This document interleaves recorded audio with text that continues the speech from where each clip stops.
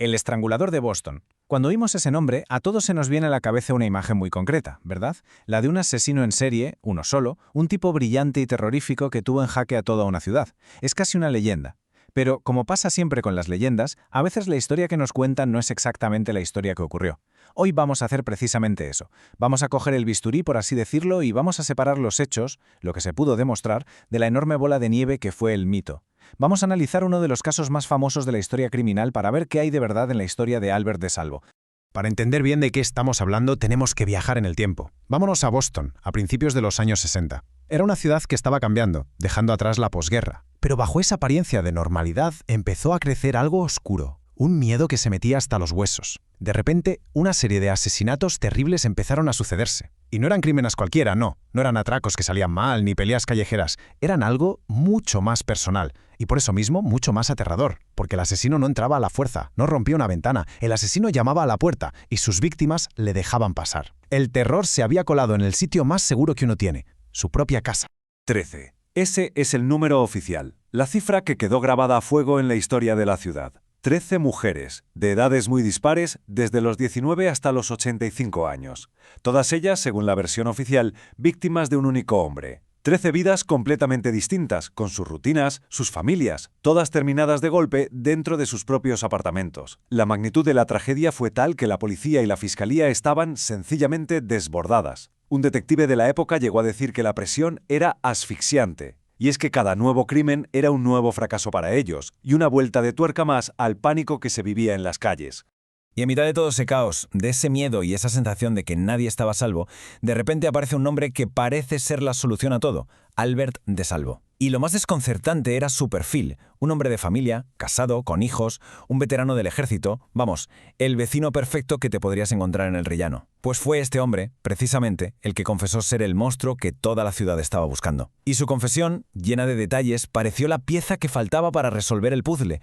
Por fin se le ponía cara al miedo, pero la gran pregunta que algunos investigadores se hicieron desde el principio, y que sigue en el aire, es: ¿su confesión cerró el caso de verdad? ¿O solo le puso un final que a todo el mundo le venía bien?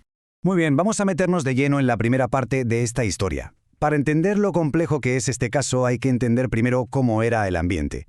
Y es que durante 19 meses, entre 1962 y 1964, Boston se convirtió en una especie de cárcel gigante, una cárcel de miedo. El simple sonido del teléfono por la noche o que alguien llamara al timbre se convirtió en una señal de alarma. La paranoia era el día a día. Todo arranca el 14 de junio de 1962. Encuentran muerta a Anne Slagers, una costurera de 55 años, en su apartamento. La habían estrangulado. Durante los meses que siguieron, parecía que el asesino seguía un patrón. Las víctimas eran mujeres de mediana edad o mayores que vivían solas. La prensa de la época, claro, se lanzó a ponerle apodos como el fantasma loco. Pero de repente, el 20 de diciembre de ese año, todo cambia. La víctima es Sophie Clark, una estudiante de solo 20 años. En ese momento, el patrón se rompe. El miedo, que antes se concentraba en mujeres de una generación, se extiende a absolutamente todas. Y la serie de crímenes termina de forma tan repentina como empezó, con el asesinato de Mary Sullivan, de 19 años, el 4 de enero de 1964. Ahora vamos a lo importante. ¿Por qué se generó tanto pánico? Pues por el modus operandi del asesino. Y es que en ninguna de las escenas del crimen había ni una sola señal de que la puerta o las ventanas hubieran sido forzadas. El asesino no era un ladrón, era un actor. Llamaba a la puerta y se hacía pasar por un técnico de mantenimiento, un fontanero, o incluso por un detective que investigaba los propios asesinatos. Se ganaba la confianza de sus víctimas en esos pocos segundos que se tardan en abrir la puerta. Esto creó lo que se llamó un terror fantasmal. La amenaza no estaba en la calle, podía estar dentro de tu casa, tomándose un café contigo. El resultado fue que las ferreterías agotaron las existencias de cerrojos y cadenas. La venta de perros guardianes se disparó. La gente se mudaba, volvía a casa de sus padres. La confianza en la ciudad se había roto por completo. Y claro, en medio de esa histeria, la confesión de DeSalvo fue como un bálsamo, un alivio para todo el mundo. Ofrecía una solución sencilla y, sobre todo, fácil de entender. Es mucho más fácil asumir que hay un único supervillano, una mente malvada, que pensar en la otra posibilidad, que hubiera varios asesinos sueltos actuando por su cuenta aprovechando el pánico general. Así que la narrativa del asesino único cuajó enseguida, empujada por los medios y por las propias autoridades, que estaban deseando cerrar un caso que les estaba dejando en evidencia. Y así, la historia oficial se convirtió en la verdad absoluta durante casi 50 años. Pero, y siempre hay un pero, justo después de la confesión, esa historia tan sólida empezó a tener grietas. Dentro de la propia policía, los investigadores con más experiencia, y años más tarde los expertos del FBI, empezaron a ver cosas que no cuadraban, inconsistencias en las pruebas, en el comportamiento del asesino, cosas que no se podían pasar por alto. La teoría del asesino único que quedaba tan bien en los titulares, bajo la lupa de los expertos, empezaba a parecer un disparate. Y aquí llegamos a la gran pregunta, la que es el corazón de todo este caso. ¿De verdad? ¿Una sola persona pudo cometer 13 crímenes tan distintos entre sí? Fíjense, antes de que De Salvo confesara, el equipo especial de la policía que investigaba el caso, el llamado Strangler Bureau, trabajaba con la idea de que había varios asesinos. Pero la confesión de Salvo fue tan detallada, tan potente, que fue como un agujero negro. Se tragó toda la atención y cualquier otra línea de investigación quedó completamente olvidada. Y solo hay que ver esta tabla para entender por qué los expertos dudaban. Desde el punto de vista de la criminología, esto es un caos. Para empezar, la victimología. Las edades van de los 19 a los 85 años. Esto es rarísimo. Los asesinos en serie suelen tener un tipo de víctima muy definido. Pero lo que es todavía más raro es el modus operandi. Varía muchísimo. Estrangula a una con el cinturón de una bata, a otra con unas medias, de repente a otra la apuñala varias veces, e incluso una de las víctimas, una mujer de 85 años, muere de un infarto durante el ataque. Conductualmente, la psicología de un asesino que apuñala no tiene nada que ver con la de uno que estrangula. Son, como dicen los expertos, firmas distintas. Y no es una opinión cualquiera. Escuchen lo que dijo Robert Ressler. Para quien no lo sepa, Ressler fue uno de los fundadores de la Unidad de Ciencias del Comportamiento del FBI, la persona que acuñó el término asesino en serie. Y él fue tajante.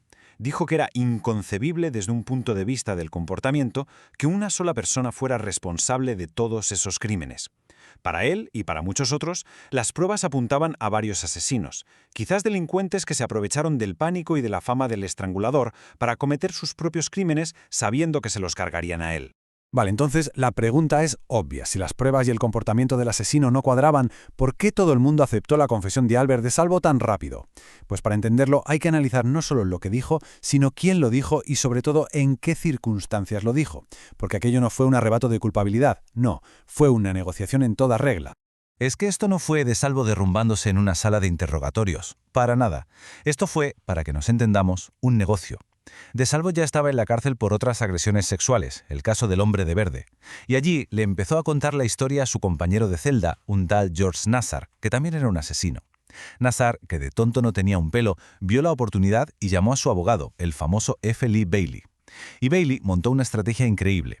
De Salvo confesaría ser el estrangulador a cambio de no ir a juicio por asesinato y, por tanto, de librarse de la silla eléctrica. Y no solo eso, le prometieron a De Salvo pasta por un libro y una película. Así que no fue una búsqueda de justicia, fue un acuerdo. Y aquí viene el dato que mucha gente no sabe, y que es, fundamental. Albert De Salvo nunca fue juzgado, y por lo tanto nunca fue condenado legalmente por ninguno de los 13 asesinatos del estrangulador. Como su confesión se obtuvo de forma un poco irregular, sin abogado al principio, un juez dijo que no valía como prueba en un juicio por asesinato. A él lo condenaron a cadena perpetua, pero por los otros crímenes, los de El hombre de verde, donde sí había pruebas y víctimas que lo identificaron.